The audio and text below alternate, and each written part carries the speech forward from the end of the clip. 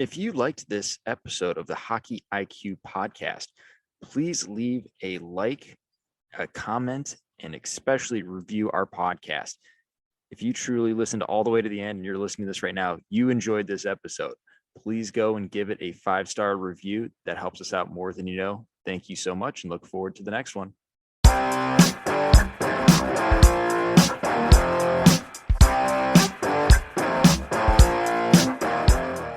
On the Hockey IQ podcast today, we bring on Don Granato. Donnie, good to have you on.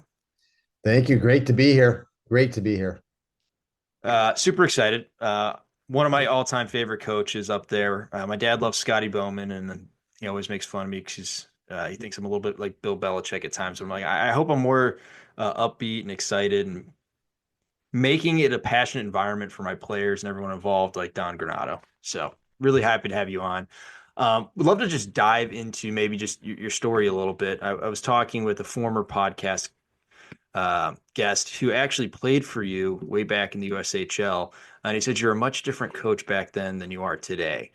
So maybe start with like what was kind of the coaching journey, especially through those early years. You got to tell me more. I'm very intrigued on how I was then and how I may be different now. Actually, we all can relate to similarities, but I guess some growth. But that you've piqued my curiosity. So you got to share something first on this one.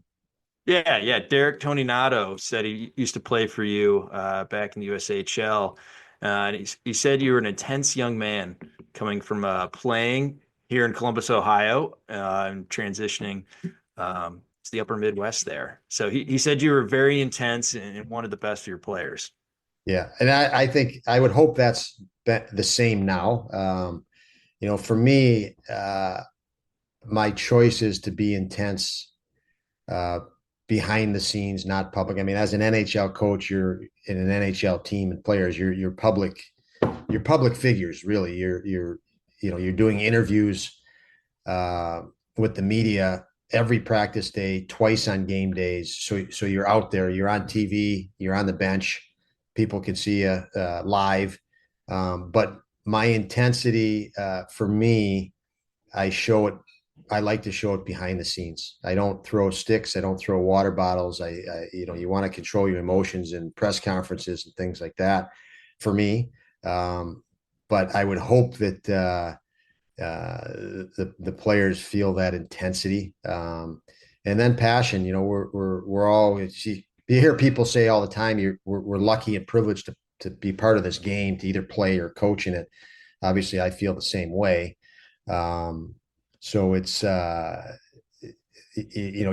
doing something you love, and it's a competitive environment. So I want our guys to have fun and enjoy it. Absolutely. But the number one thing is we're here to win. And if each guy, I always say this, is if you look at coaches that have won Stanley Cups, they win a cup, maybe they've won 2 cups, but they've coached for 20 years. So there's 18 years or 15 years they didn't win cups. And so it's not that they were a bad coach that year. Or lots of times they don't even run, or excuse me, they run the same system. So they're not even changing their system of play. Point being is it's not the system that wins. It's not necessarily the coach that wins. It's the talent on the ice. So I've always taken the approach, any system I want to run, and I want to simplify my system as much as I can. But any system I want to run is going to run better with more talent. So for me, that's why development is so big. Primary, your player's excited if you're helping them get better because they love the game. So you're going to get an excited player if you're helping them improve their game. And you're going to benefit as a coach because whatever system you want to run is going to be executed even better with more skill. So that's always been my approach to it and philosophy. And I've had a lot of success with that, with players. You seeing improvement in the player, you see the improvement in your system and the execution. And so they really go hand in hand. I can remember a couple times being interviewed for American League jobs or talking to people about American League jobs, and they asked, "Was it, the concern there is it development or is it winning?" because sometimes they don't want to hire a coach in the American League that's all about winning because they think it's a developmental situation in the American League. And I've never understood that question from the standpoint of the better you develop your player, the more you're going to increase your chance to win. And again, the better the player is, the better your system's going to run. So it's always been my approach. I love, by the way, Derek Toninato. I'm down in Dallas, Texas for a little bit here at the U18s and hope to connect with him. But talented young guy. And I know he's got some kids in hockey and is still giving back to the game. So I hope I can reconnect with him soon. So you want to develop your players. I think every coach wants to develop their players because they understand, better players are probably going to win. I think it was Red Gendron up in Maine. He's like, yeah, 95% of the time, the team with the better talent getting off the bus is going to win the game. So like, how do we go about, like, for me as a high school coach, like I'm trying to create a great environment to help these players develop and have good quality conversations. I'm curious what that looks like in your world as you're developing. I know in the past you've been with some of the most elite of the elite players, but like, how do you, like, there's probably some inborn passion and love for the game that way, but just like going about creating that environment for development, for growth, making sure that while winning is important and it's what we need to be doing, doesn't take precedence above our ability to develop these people and really these kids. Yeah, there's obviously a lot to any of these questions. On that one, what comes to mind for me is we'll always fight harder for something we love, and we'll sacrifice more. So if you love it, you're gonna stay up late at night. You're gonna wake up early to do it. You're gonna be thinking about it when you go to bed. But people will always fight more for what they love. So um, help your guys love your team, your practice, your routine as a team. I always would challenge our coaches and say, we're in the business of influence as coaches. We want to influence people around us or leaders. We want to influence our team in a positive manner. In essence, that's what we're doing and what our challenge is. And sometimes we lose influence. Somebody else on the outside is influencing them greater than we are.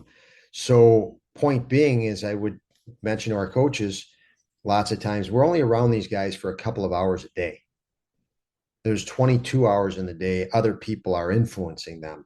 So the two to 3 hours we're with them, say, make sure they're having an unbelievably excited time. I want them going home talking about that drill in practice or that competition in practice or coming to the rink the next day, anticipating something exciting.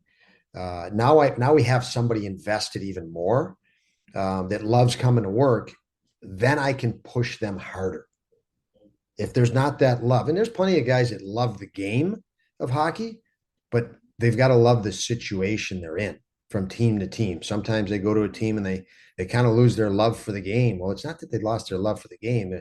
Their situation is such that they're not enjoying coming to work every day. So if you can make that environment enjoyable, you can do what you all want to do as a coach is push guys and demand more out of guys. But if that love's not there and that passion's not there, that job is much, much harder, as we know.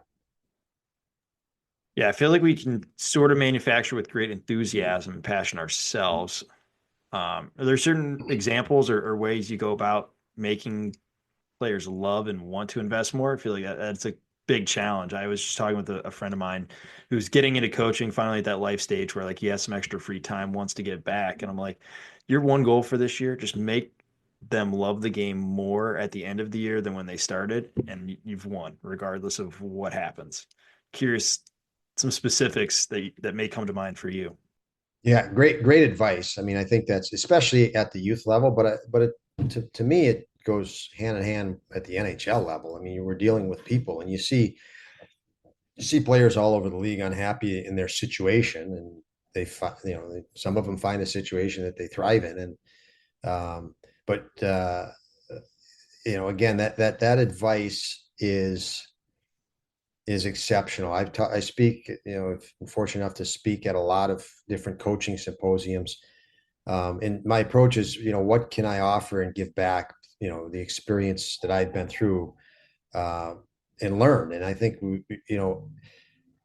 when I prepare for those, speaking engagements, I get to reflect on how many people have given me advice and helped me over the years. And youth hockey, you know, it's it's such a it's such an important avenue of sports in developing people and future leaders. I can't tell you how many hockey players I've had that, they may not make it to the NHL, but I've looked at them and said, boy, they're going to lead a team somewhere or make an impact wherever they go. Um, and I think you have to value that as a coach. I mean, sure, you love to win games, you want to win games, but advance people. I think the player is going to determine how far he's going to go, how much he's willing, because you have to pay a price, and it's a big sacrifice to say make it all the way to the NHL. It takes far more than just skill and talent in the sport itself.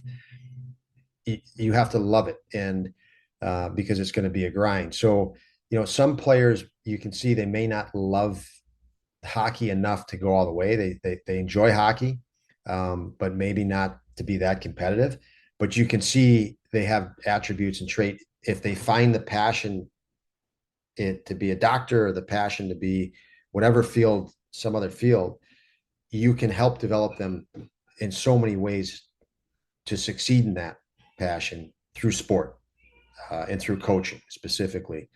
And I think for me at the lower levels, the youth levels, and the USHL teams I had, even teams at the national development program, you saw kids that probably aren't going to make the NHL, not because of skill, but because they don't want to endure it, and that's fine, that's okay.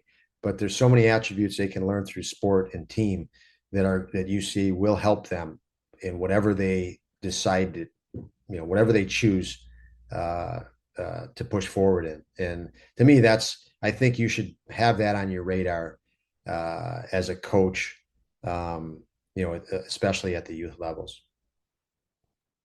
So it sounds like you're not a fan of bag skates as a way of motivating a team.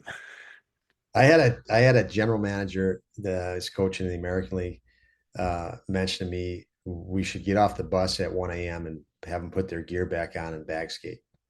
And I just replied, I can't do that. Can't do that.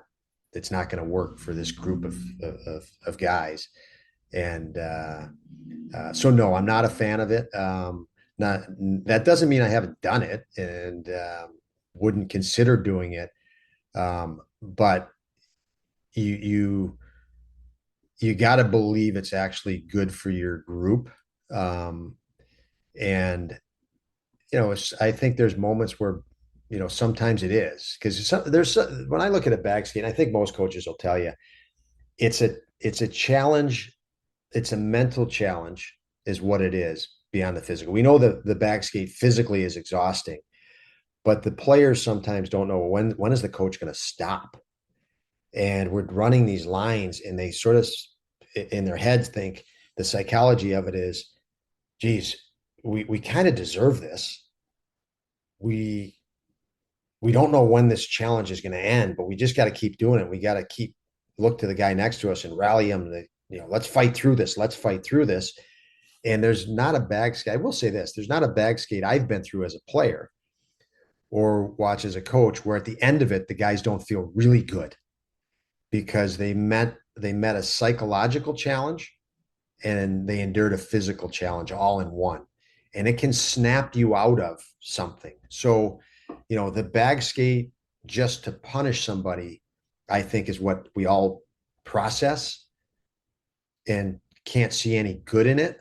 And this is, again, I'm saying it, I really don't use it, but I'm actually defending the opportunity to do it sometimes. But I say that's where you have to know your team, know they can handle it, and know they're going to thrive in it, in what would be a little bit of a physical challenge, a little bit of psychological challenge, without beating the hell out of them. So uh, yeah, it's an interesting one. It's they've gone further away in our game. Um, but I'm not so sure there's not some little place for them every now and then, even though I don't use them much. Yeah, I think about it from like the idea of does it make you feel good or is it actually good for the players? Like Yeah. the coaches sometimes feel great, like, oh, look at all this great. I'm putting them through this hard challenge, trying to rally the troops. In the meantime, you've got, I think, a few players, including myself when I went through them, which was like, I hate this, can't wait for this to be over. Like, can we actually play hockey? And just like it was an energy draining experience. I mean, you feel good, like I could do hard things, Well, but the problem that I see in them is the coaches that just use them regularly, or I think if you used them once, one time in a year, I think, because I think beyond that, it's like a punishment. It's like, well, I don't really know what drill to run, and I don't really know how to resolve this problem we're having or these challenges we're having. So let's just do this. To me, that's what it seems. If you're doing that over and over as a coach, I think if you're doing it more than once a year, it's that's what would come to mind for me. I mean, I'm not saying I'm right on it, but I what I'm appreciate the saying fact that is you're being willing to do the devil's advocate for something you really don't believe in, uh, which I love. But I always appreciate. I was talking with a friend who's a baseball player, and he went, I think, to Division 3 or one. Anyways, he had a teammate. Anytime he had a really bad game or made a defensive error, his dad the next day would have him doing grounders with no glove on as like punishment. So he got really good, right? Like he didn't want to screw up, didn't want to go through that. So he got drafted into the MLB. I think he was a pretty high pick. Um, but he made it like 2 years before he's like, I hate this. Like this is just no fun anymore. And like he didn't have what to your point, like the durability and the willingness to push through anymore. Like he had endured it and it became more of a chore rather than a love and a perfect. passion. Perfect example for me. You lost the love of the game. He lost the love of the game, and the game became more work than fun and more less enjoyable than it should be. And yeah, so Yeah, showing up to that's work was no fun. yeah. Like I said, so there we go. When I guess when you're using the bag skate as punishment, to me, it's there's no place for punishment. Zero in my yeah, my thought on that. If you're using it for the challenge of the players and the team and the psychology of it in a more supportive manner, like this is, I want them to endure this for this purpose. I think you're probably never going to you're not going to use it again that year is my point. So yeah, I guess that would be the difference for me. If you're using it as a punishment, I think it's brutal. It's keep doing it. If you play against us, keep doing it. I love it. But you're going to ruin your team, is what I'm saying. So Yeah, it's like yelling at your team is like yelling at your spouse or doing the bag skate is like yelling at your spouse. The more you do it, the less effective it becomes. Uh, couldn't agree more. but sticking to practice, I'm curious. So like I always love going to like small sided games, like things that kind of energize players. Like that usually it's a lack of focus and especially with the youngest of the young. They just want to have fun with the game. And it's sometimes a little bit of boredom, lack of focus. How do you snap that back in? Like, why not even start a practice? Why do we need to go to like these warm-up drills? Why can't we just start with the game, get them energized, like crawling through and trying to fight through the door first rather than like moseying out one at a time onto the ice? Great job. I mean, I couldn't agree more. And as you're saying it, I'm thinking about how many times I've spoken to coaches and push for that. These players have to be excited to step onto the rink. And one barometer we used at the national team program, because we practice the kids 130 times a year and they played 40 games. If you think about it, they came in September, they left in early June. So I said to the coaches, don't go on the ice early because we had 2 hours ice and you can stay on late, a few days a week and just see how many guys are out before the practice time. And our guys would be out 10 and 15 minutes before practice started, which which meant they're enjoying the rink and coming to the rink and getting on the ice. So that was a barometer we used. And we started almost every day making sure that there was a drill the players liked. Now in the NHL, what I did was I made sure we did a drill that the players liked, and then would talk to the goalie coach and say, okay, what drill is the goalie? You know, you're in charge of telling me whether the warm up drill for the goalie is right and at the right time, slotted the right way. So, we can get into practice. But if you can get guys excited, so the first 10 to 15 minutes for me in practice is to get guys really excited and get that adrenaline flowing. And then I can give them some instruction if needed, or hit an objective or a point of emphasis that I wanted and we targeted as a coaching staff after the fact, where it was almost disguised. They're so happy to be on the ice and so energized that, hey, now we're going to pull your attention here for 5 minutes and we're going to work on this component of uh, this system or team play, whatever it may be, and then you keep moving through. So practice to me always has to be enjoyable to the players, and then you can make it challenging. It's way easier to make it challenging after that for me. Yeah, once you get a little bit of buy-in. Um, Curious as in like you get the players excited, they want to invest. How do we as coaches then help them start to I'll call it like the eye of detail. Like the first time you do something, you're just trying not to screw up. And then as you get more and more expertise, like you get an eye for detail and you're really keying in on these various elements, you know, harmless one would be like sushi. Like at first you're just trying doesn't fall apart. And then you're like, okay, I'm really trying to get the rice right. Now I'm trying to get this right, blah, blah, blah, all the way down to what an unbelievable experience it was as a guest if you're doing sushi as a profession. Like, what does that look like from a hockey perspective? Like, we get them excited. The earliest stages, we're trying not to fall down, and then we're adding detail, whether it be stick detail, what are our reads, etc. I think this is an outstanding question, and what you're alluding to is the process in everything. And I think as a coach and a coaching staff, you can break down, okay, here's the end goal that we want. We want to move through neutral zone smooth as a group of five. And then the process of it, or our transition to defense in the process of it. We want to maintain pressure at the puck. So that might be a tighter gap with the D or a scissor gap with the D, but what does the forward have to do in support of that? And so there's layers of things if you break it down, and you can't implement all those immediately, but you're going to have to do it over time. So what's the biggest and most impactful thing? Do it first, but lay out incrementally. Okay, today we're going to work on this component with inside, whatever it may be, transition to offense or transition to defense, knowing that we're not going to look good in this second one, but tomorrow we can move to that. And you can supplement this.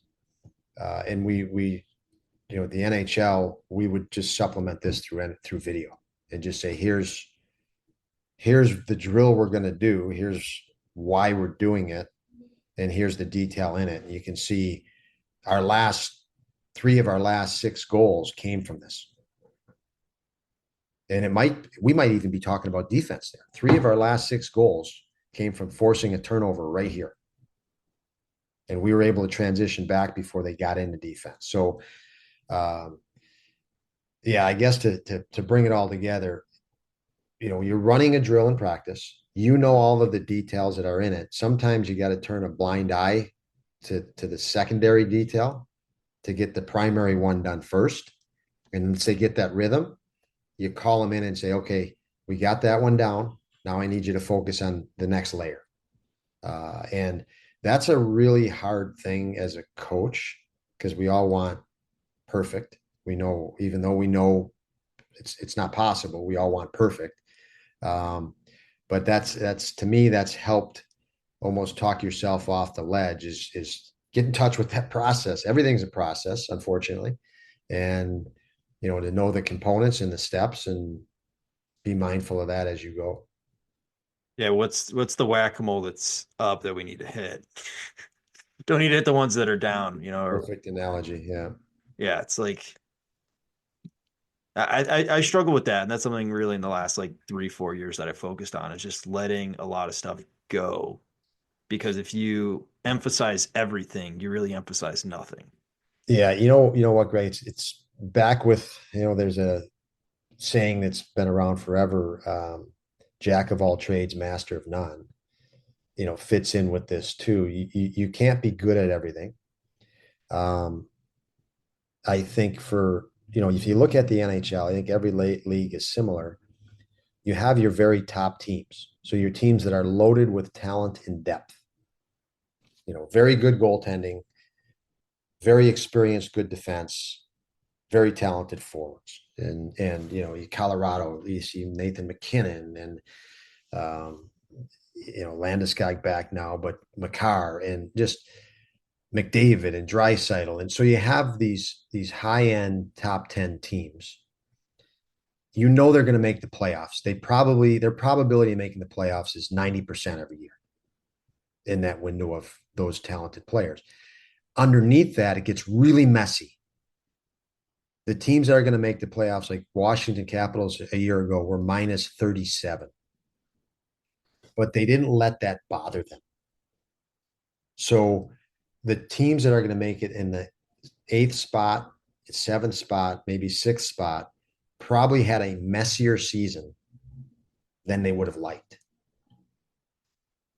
The team in the ninth spot probably had just as messy season, but they worried about every damn mistake and they felt vulnerable the whole way. And they couldn't overlook that they were minus 37. It bothered them to the point they froze up and tensed up and they didn't get that extra 3 points. So my point is, if you don't enjoy the luxury of all that talent in whatever league you're in, it's going to be messy. And the teams that make it, there's going to be several teams that make it that just dealt with that messy, that imperfection. They just dealt with it.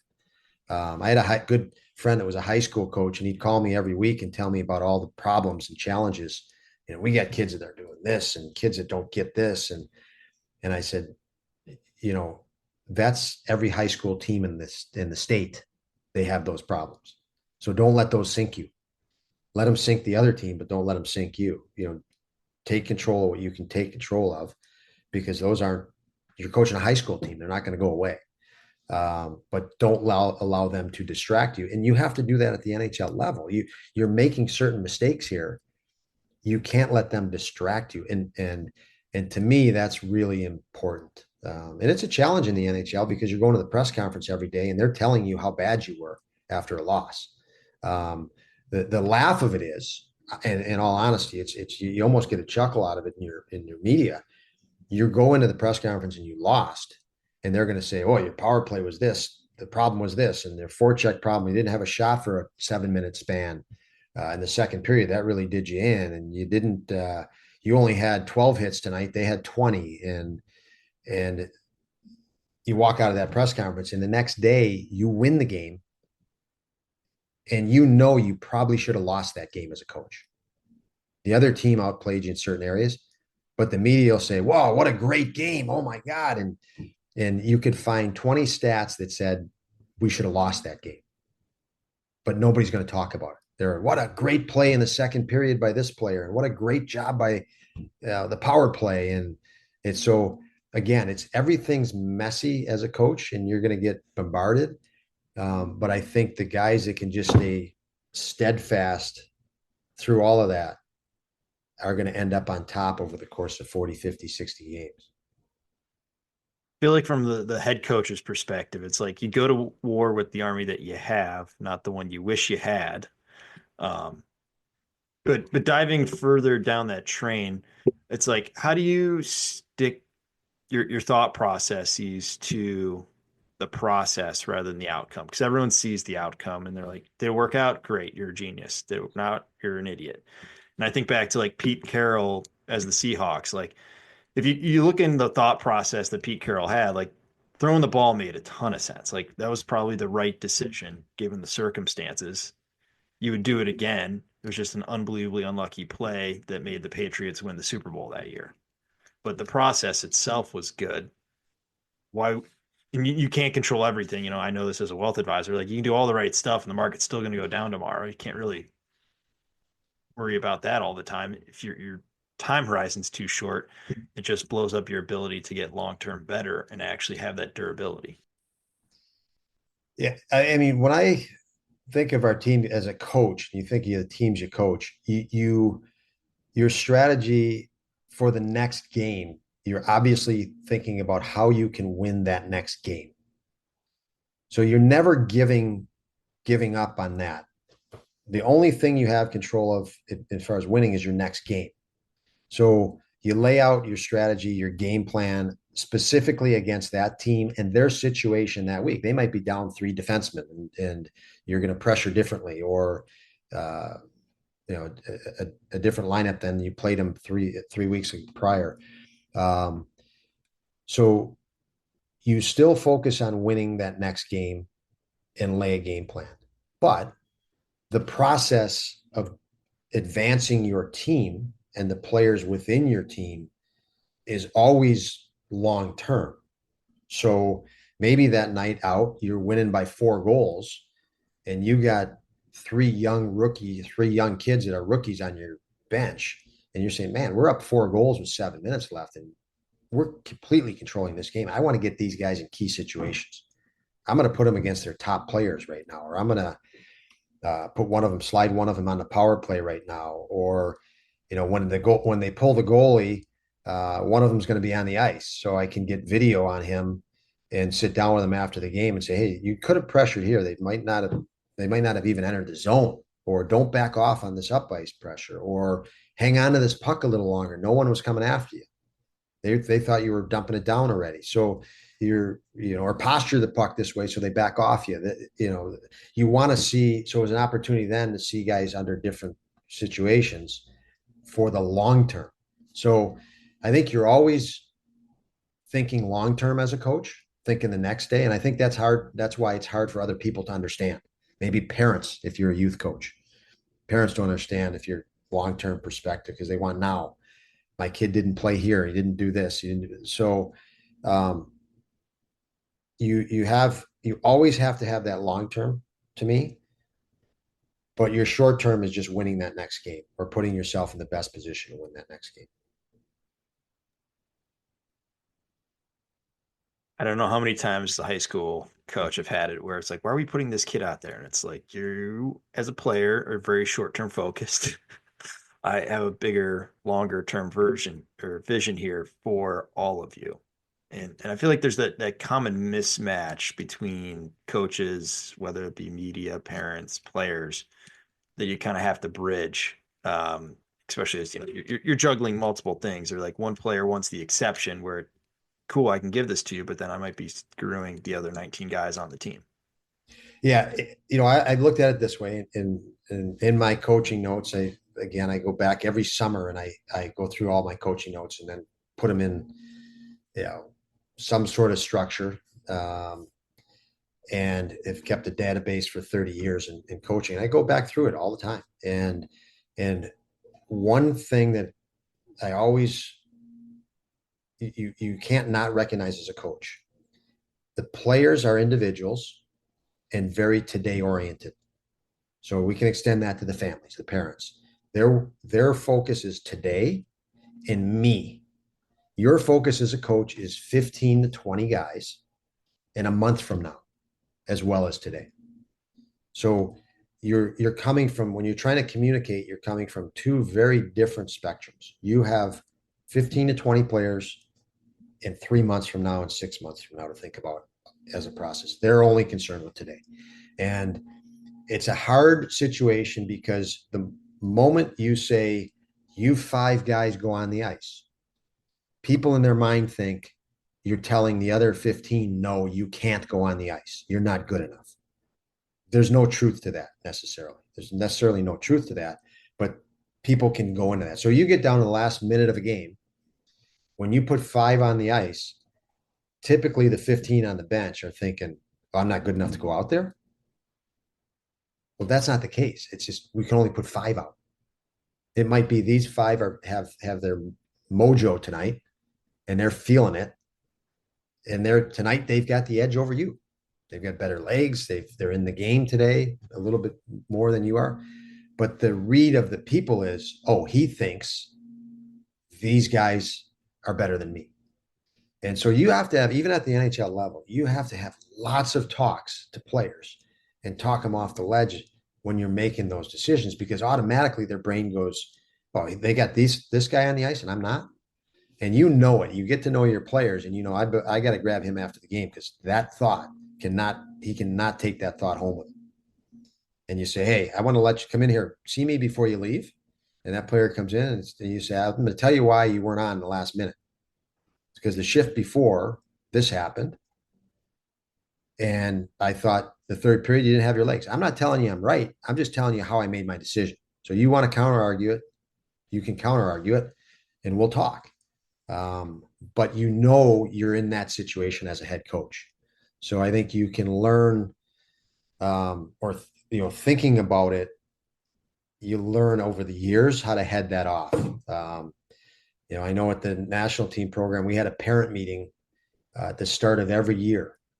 And in that meeting, you could do a lot of this work ahead of time. You could basically say that I know this is how you're going to feel, and this is going to be the situation. So when it is, you either, if you need to, we can talk about it. However, I can tell you it's going to happen. You're probably going to feel this way, whether it's right or wrong. And also like separating the coach doesn't like me as a person and we're not maybe there realistically as a player right now. It's not a personal thing. It's like we can separate these two, the player and the person, a little bit and understand, okay, here's how we're trying to help you. Here's what you need to be doing to get to where you want to be. Like we want, I always tell my kids, I'm like, if you all want to become Sidney Crosby, that's great. And I'll help you try to get there as best you can. But let's be realistic in our expectations of where we are today. I'm not perfect. You're not perfect. Everyone around us is perfect, but let's just try to get better. Usually the answer to many things that aren't going our way in life is like, just get better. Yeah, persevere. And again, that's where you can really see as coaches how how much the player will persevere is an indicator. How determined they are through adversity is an indicator of future success. And you can see that even at the NHL level. Now, how much fight is in this person to this endeavor, being hockey. We're coaching hockey. So, if he gets if he gets punched in the face, I always think of this. How bad does the guy want it? If he gets punched in the face, is he going to go in there again?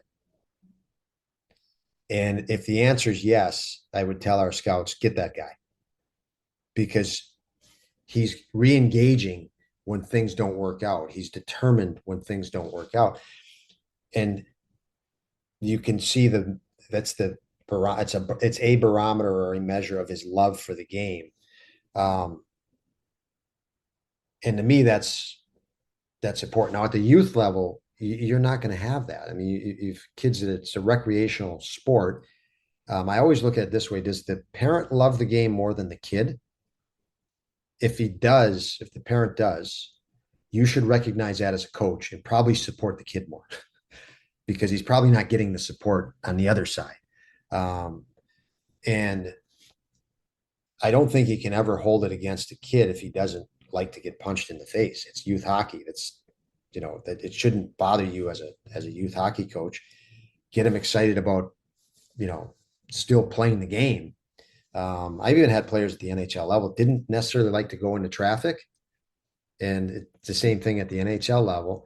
But we just did more traffic drills in practice, and you know what? That player got more engaged. He didn't even realize he was in traffic in a game, and that was even at the AHL level and NHL level. You see that, um, where players they move up to that level, they're super talented, but they're not engaging. So I kind of shifted a little bit off of that, what we started talking about, but you're making me think more and more, Greg, as we go. And I like getting people thinking, so that's two thumbs up. But I like the point of like it's something that I've noticed as a barometer as well. There's a kid that I coached. shit, 6 years ago now. And that was his thing as a freshman. Like he was just a small kid, but he was always putting his nose in everything, and there's no intimidation. He wasn't like passing to the older kids because they're the older kids and I got to get the puck to them. He was going and stealing pucks off of anyone and everyone, even though he was the smallest kid on the ice. And when he got thrown down, he'd always get back up. So he may not have been there to be super effective yet, but for me, it was like it was one of those flags in coaching where you're like light bulb moment. Like that personality trait drove so much else where like the personality of the player and how do we help them get comfortable, whether it be more battle drills in small areas. Um, the personality for me, I pay much more attention to it as something that drives a lot of the development. And to your point as well, of like what is the parent player dynamic as well? Because to your point from earlier, like we get to see them maybe 2 hours a day. They're elsewhere for the rest of it, and that parent's going to be around them way more than we are. Yeah, when I started, I was fortunate enough to start the Green Bay Gamblers. So we were an expansion franchise. I was, I think, 24 years old. I was playing in the ECHL, and the future owner of that team at the time, called me out of the blue. I didn't know him, and he said, "Hey, I'm getting this franchise in Green Bay in the USHL. Would you be comfortable advising me on things?" And I said, "Certainly." And he'd call, a couple times a week, and we talk about hockey, and I'd give him any input I could or feedback I could. Eventually, he got the franchise a couple months later and offered me the job. So I left playing. My playing career ended uh, in the ECHL, and I thought I can't pass up this opportunity to be a coach and general manager of a USHL team at this age. So I did it. And I remember explaining to him that, "John, I want to go do home visits with every kid that might come and play for us." And he thought, "Well, that's going to be exhausting. That's a lot of work. And it's going to cost money to do that, obviously," which it wasn't really a concern of his. Um, and I did. I flew out to Rhode Island and Massachusetts, wherever we had a player. And what I wanted to do was get in the family's home and see the dynamics of the mom and the dad and the player that was coming to us. And I felt that was would be a jump start for me as a coach because I could see how the communication went. So if you're sitting at dinner in somebody's house and the father's dominating the conversation, you might ask the son a question and the father's already answering it. I know that player's a bit different than the next guy. That Well, I go to dinner at the next house and that player's like, Dad, he asked me the question. You have two different types of personalities that you can enlist and empower different ways. And you know how you have to work with them because, the X's and O's in the hockey, I've done it my entire life. To me and to lots and lots of people, they're easy. They're simple. We as coaches now can get on the internet and watch 1,000 forechecks. NHL coaches couldn't do that in the year 2000, 5 years ago. They couldn't watch. So conceivably, there's coaches and people out there that aren't even coaching that can know as much as an NHL coach did 20 years ago as far as forecheck tendencies and pressures and things, systematic stuff. So the systems really, I say, are easy now. It's the people dynamics that are really more important because of the speed of everything in life now. And so for me, that was really invaluable information, extremely important. I do that. And then when we were selecting players at the U.S. national team program, I can remember mentioning to our scouting staff, so we're going to bring in 45 to 55 of the top kids in the United States that you guys have scouted and they're talented. Their skill level is enough to be invited to this camp. It's great. We have 45 in that pool or 55, whatever it is. Now I'd ask you guys, please do what you can to tell me who are the most competitive of these 45 because I want to push them hard. And I can push a guy that's competitive way harder than I can push a talented guy that's not competitive. They're all 16. They're not good enough to play in the NHL. I need to push them for 2 years. So we really took that focus.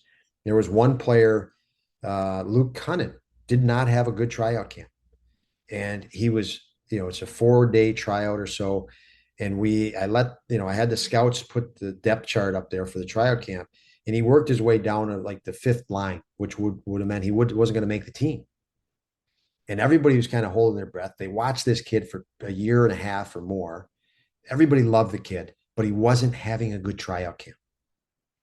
And really, on the tryout camp, he should have been on the fourth, but that's a 4-day camp. So I let it go until the last day, and I said, I want to ask everybody in this room to tell me again about Luke Cunnin. And every guy that went was so uncomfortable because they knew he wasn't playing well. And they're like, "Oh, this kid he's so competitive. He had such a good year. He's just," and you could see that they were so worried he might not make the team.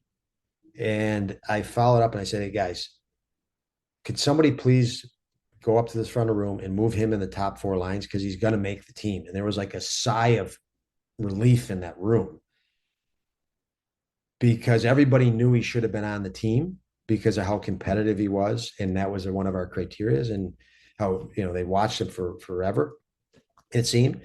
And so he was on the team. He became our captain, and we had guys like Matthew Tkachuk on that team, Austin Matthews, Zach Werenski. Luke became our captain after 2 years. So we really looked at it and said, give us the most competitive people. And I think our scouting staff did an incredible job that year targeting those guys. Seemed like it worked out okay. I think that might be the most NHL rich national development program team in history. Well, that was a goal of ours, and a credit to the players. But two things I think we did really well with that team is we got out of the way coaching. We put them head to head as much as we could. We did a lot of coaching, dry marker board, a little bit of video. But when we got on the ice practice, we made it better. As I said when we started this talk, any system runs better the better the players are. So that was a complete focus. Help these guys become better, and part of that was allow them to make themselves better. Go ahead, dump a puck in a corner and let Austin Matthews go at Matthew Tkachuk or Charlie McAvoy against, and they thrived on that competition where they pushed. And again, you have competitive people. So if you have a non-competitive guy, he's sliding to the back of the line and looking to see maybe there's another non-competitive guy go against it. This won't be that hard. We had the exact opposite. We had guys yelling, "Hey, I'm going against you." And if they lost, they would say, "I'm going against you again." You don't get that when you don't have competitive people. When the goalie gets scored on, he throws the puck out of the net and snaps it back at the guy and shoot again. And those are competitive attributes that you should be in tune with as a coach, that you love as a coach. It's really hard to see as a scout. I mean, the scouts evaluate talent and speed, skill, and they're evaluating it at a level that the player's not going to. So skill is really deceptive, and it's seductive. It's because it's so exciting, but it's not really accurate at the next level that they're going. So you can be really skilled in college hockey and skilled enough to win a Hobie Baker, but that doesn't mean you're going to play in the NHL just because you're skilled. You need so many other attributes to make it. So scouts are always evaluating. As a scout, I've scouted plenty. You're always evaluating a guy at the level below where you want them to go. That's why you're going to watch them. They're not at your level yet. So what are the underlying traits? And we've talked about them all podcast here, that competitiveness, that love for the game that matter. And so I think that's really, really key, especially at the NHL level.